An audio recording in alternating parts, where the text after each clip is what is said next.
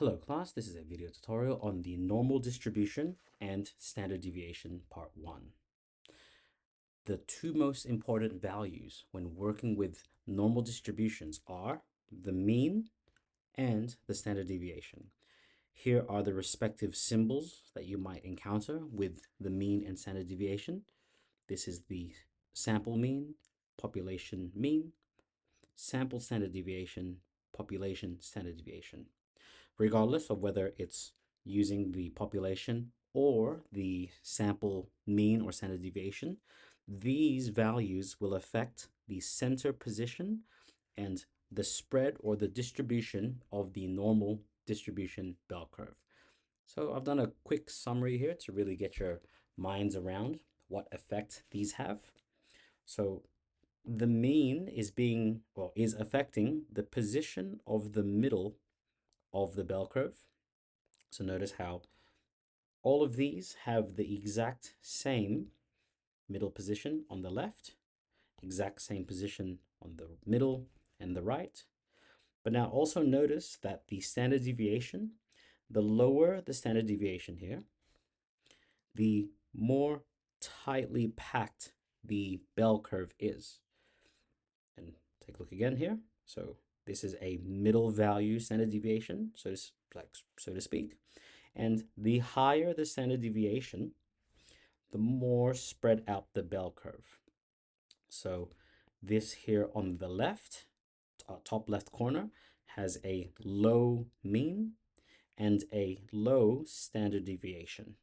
Whereas here, it has a high mean, meaning the center of the bell curve is high, but the spread is also high.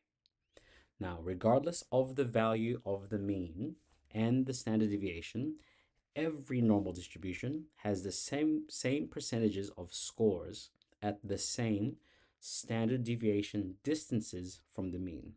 We will elaborate on this a little bit further as we move further into the topic. So these percentages are very important. So here it is now. The mean perfectly halves the data and is a zero, it's considered a zero standard deviation distance. So the middle here is a zero standard deviation distance. And to the left of the data, this is 50%. And this is also 50%. A standard deviation distance of 1 above and below the mean contains 68% of the data. So if we move one standard deviation from to the right or to the left, so these are -1 plus 1 standard deviation distance, inside this is exactly very close to 68% of the data. Now factoring in that the mean cuts it in half, that means if we cut this in half, that portion that I'm highlighting in red, that must be 34% of the data, as it is half of 68. A standard deviation of 2 is 95%. In the exact same way, if we cut that in half, this portion here must be 47.5%, just dividing this by 2. And lastly, a standard deviation distance of 3 above and below the mean contains 99.7% of the data. And likewise, if we cut that in half, this represents 49.85% of the data is between the mean and a distance of 3. Now, this idea of standard deviation distance, we'll take a look at what this means in an example here. So, and how we can use these percentages. So the heights of 100 people are normally distributed around the mean of 170 with a standard deviation of 15. Now, this means that whatever the mean value is given, this value here must be 170. I'm just going to write it sideways here so we can fit. So 170. And this idea of standard deviation distance means that if we go up one standard deviation, we add 15 to the mean. So a distance of 1 would be 185. That's simply 170 plus 15.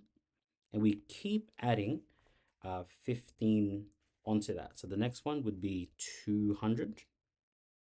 That's 200 centimeters.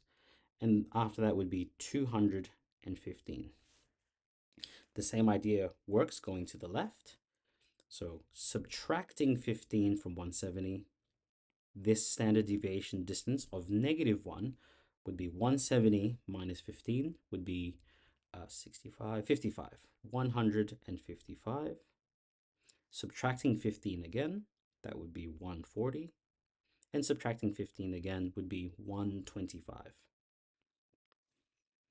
Now, it's good to be able to visualize this, but you don't necessarily even have to draw this bell curve. You could just draw a line and just remember these percentages. So in this example, we could say that this is 170, 185, 200, 215, and going the other way, we get 155, 140, and 125. Now remember, these are all in centimeters.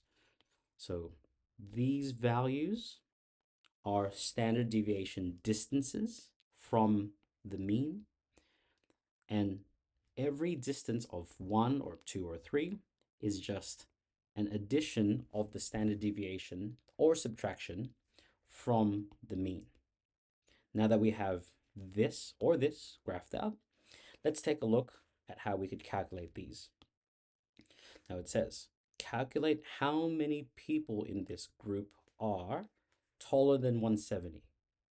Now take a look. 0 is 170. And we're saying taller than 170. Now remember, we said that the mean of 0, or distance of 0, perfectly halves it. So this would be 50% of all the data. So what is 50% of 100 people? That's simply 50%, 0.5 times 100, easy, 50 people. So in this data, 50 people are taller than 170. Let's keep going with shorter than 170. Well, shorter than 170, 50% to the left, 50% to the left. That is still also 50%. So it's 50% times the 100 people again. That's also, again, just 50 people. Calculate how many people in this group are between 155 and 185 centimeters.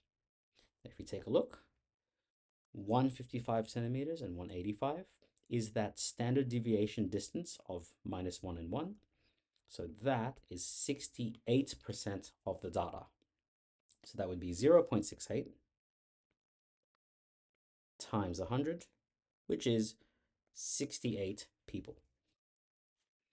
Between 200 and 140, 200 and 140, you can see that this is +2 and -2. That is a standard normal distribution percentage. That makes 95% of the data. So 0.95 times 100, 95 people. Okay, let's do, we'll actually cut it there just so I think you get the idea of how we use the percentages.